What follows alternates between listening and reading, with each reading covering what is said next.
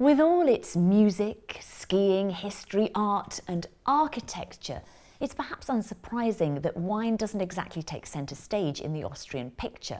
But that's also partly because most Austrian wine is sold and drunk in Austria, so not that much makes it abroad. Not long ago, Austrian wine really didn't enjoy the best reputation. But funnily enough, that seems to have spurred producers on to great effect, and now the wines are well worth discovering.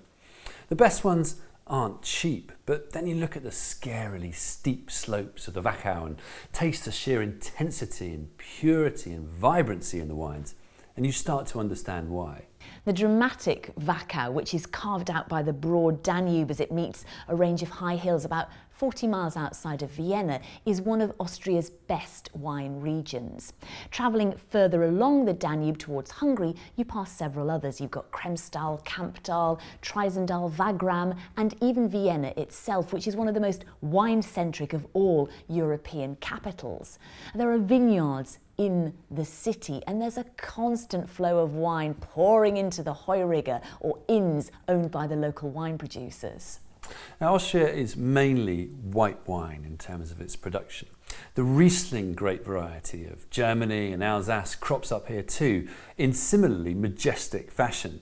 But one white grape worth highlighting is Grüner Veltliner, which makes everything from sort of crisp and dry basic styles to rich and spicy, intense wines.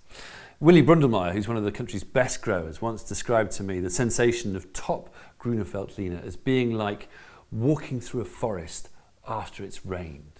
But there are also some nice fruity, juicy reds, some lively fizz, and then some very indulgent sweet wines to enjoy alongside your Wiener Schnitzel or goulash or Sachertorte. So these wines are well worth getting to know while you have the chance on your Riviera Travel holiday in Austria.